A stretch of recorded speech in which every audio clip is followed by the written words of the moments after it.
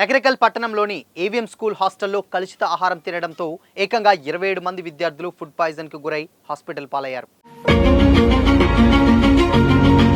విషయం తెలుసుకున్నటువంటి తల్లిదండ్రులు హుటాహుటిన హాస్పిటల్కి చేరుకొని స్కూల్ హాస్టల్ యాజమాన్యాన్ని నిలదీయగా హాస్పిటల్ ఖర్చులు మీరే భరించుకోండి సమాధానం ఇచ్చారని తల్లిదండ్రులు ఆరోపిస్తున్నారు. గతంలో కూడా ఇదే తరహా ఘటన జరిగినా యాజమాన్యం ఎలాంటి చర్యలు తీసుకోలేదని, విద్యార్థుల ప్రాణాలతో చెలగాటమాడుతుందని తల్లిదండ్రులు మండిపడుతున్నారు. మరోవైపు పిల్లలు హాస్పిటల్లో చికిత్స పొందుతుంటే మరోవైపు బాధ్యత వహించాల్సినటువంటి యాజమాన్యం వైద్య ఖర్చుల నుంచి తప్పించుకునేటువంటి ప్రయత్నం చేస్తుందంటూ ఆగ్రహం వ్యక్తం చేస్తున్నారు. ఈ ఘటనపై అధికారులు వెంటనే విచారణ జరిపి నిర్లక్ష్యానికి బాధ్యులైనటువంటి వారిపై కఠిన చర్యలు తీసుకోవాలని తల్లిదండ్రులు డిమాండ్ చేస్తున్నారు. సో మొత్తంగా అక్కడ జరిగినటువంటి విషయం ఏంటంటే ఉన్నటువంటి హాస్టల్లో దానికి సంబంధించినటువంటి ఫుడ్ పాయిజన్ అయింది. ఆ ఫుడ్ పాయిజన్తో దాదాపు ఒక్కరు కాదు, ఇద్దరు కాదు, 27 మంది అక్కడ హాస్పిటల్ పాలయ్యారు. హాస్పిటల్ పాలైతే డెఫినెట్గా అంటే ఆ వైద్య ఖర్చులు ఏదైతే వాళ్ళకు అయినటువంటి ట్రీట్మెంటు మీరే భరించనంటూ కూడా యాజమాన్యం తల్లిదండ్రులని చెప్పడం జరిగింది. అయితే వాళ్ళు వెంటనే ఇది ఇప్పటికీ ఒకసారి కాదు, 2 సార్లు కాదు, గతంలో కూడా ఇలాంటి 2-3 సార్లు జరిగినా కానీ అప్పుడు కూడా ఎలాంటి చర్యలు తీసుకోకుండా ఇలానే సమాధానం ఇచ్చారంటూ కూడా తల్లిదండ్రులు వాపోతున్నారు. సో దీని మీద పకడ్బందీగా విచారణ జరిపి బాధ్యులైనటువంటి ఎవరైతే పిల్లల ప్రాణాలతో చెలగాటమాడినటువంటి బాధ్యులు ఎవరైతే ఉంటారో వాళ్ళందరి మీద కూడా చట్టరీత్యమైనటువంటి ఏదైతే చర్యలు తీసుకోవాలంటూ కూడా తల్లిదండ్రులు డిమాండ్ చేస్తున్నారు.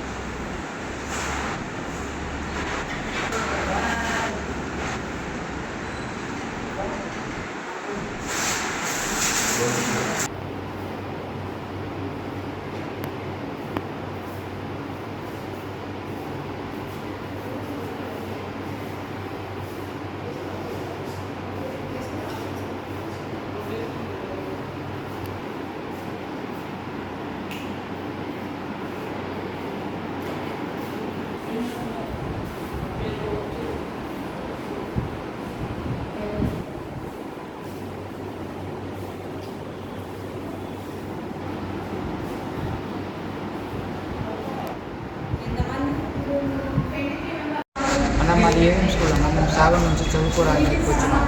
అయితే నిన్న మధ్యాహ్నం భోజనం వల్ల, రాత్రి భోజనం వల్ల మాకు ఫుడ్ పాయిజన్ అయింది. అయితే పొద్దున్నేమో సార్ ఏమో ట్యాబ్లెట్స్ ఇచ్చి హాస్టల్లో పనుకోమన్నారు. అయితే హాస్టల్లో పనుకున్నా కానీ తగ్గలేదు. అయితే బాడీ నన్నేమో గవర్నమెంట్ హాస్పిటల్కి తీసుకెళ్ళినారు అన్న.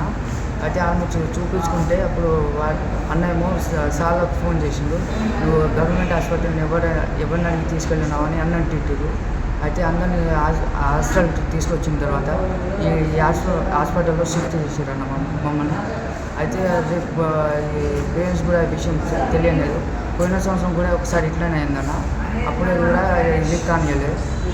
మళ్ళీ ఈ ఇయర్ కూడా ఇట్లానే అయిందన్న. అయితే ఇప్పుడు మాకేమైతే రెస్పాన్సిబుల్ ఎవరన్నా ఇప్పుడు ఈ విషయం పేరెంట్స్ కూడా చెప్పడం లేదన్న. ఇప్పుడు హాస్పిటల్కి వచ్చిన తర్వాత పేరెంట్స్ ఫోన్ చేసి మీ ఓన్కి ఇట్లా ఫుడ్ పాయిజన్ అయింది, అట్లా అయింది అని చెప్పి ఫోన్పే 500 దాకా ఎంత ఖర్చులు అయిందో అంత ఖర్చులు కొట్టిరన్న. అయితే మా గవర్నమెంట్ ఏమో స్కీమ్ పైసలు ఇస్తుందన్న. ఆ స్కీమ్ పైసలు ఏం చేస్తున్నట్టు అన్న వీళ్ళు. ఇప్పుడు మాకు ఏమైనా అయితే ఎవరున్నారు రెస్పాన్సిబుల్? వరలక్ష్మి, మా బాబు ఏవిఎం స్కూల్లో చదువుతుండు. సార్ ఫోన్ చేసి మీ బాబుకు మోషన్స్ వామిటింగ్స్ అవుతున్నాయి, ఫోన్ చేసి రమ్మంటే వచ్చినాం సార్. ఇక్కడ మోన్రెడ్డి హాస్పిటల్లో జాయిన్ చేశాను. ఫుడ్ పాయిజన్ అయిందని చెప్తున్నారు. పిల్లల మీద ఇంత నిరగ్గా ఉంటే ఎట్లా సార్? కొంచెం మంచి ఫుడ్ పెట్టాలి, మంచిగా చూసుకోవాలి. సార్ల భరోసా మీదనే కదా మేము హాస్టల్ అనేది వేసింది. సార్లు అన్నది కదా మేము ఇక్కడ ఊళ్ళలో ఉన్నది స్కూల్లో వేసి మా పిల్లల్ని ఇట్లా చేసి సడన్గా మేము ఇక్కడ లేకుంటే సార్ మా పిల్లల పరిస్థితి ఏంది?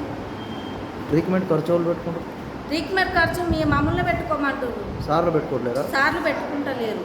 మీరు డబ్బులు తీసుకొని రారి మీ బాబు హాస్పిటల్లో జాయిన్ అయ్యారని ఫోన్ చేసిండు, 500 అని ఫోన్ చేసిండు. ఖర్చు మొత్తం మిమ్మల్ని పెట్టుకోమంటారు. మమ్మల్ని పెట్టుకోమంటారు.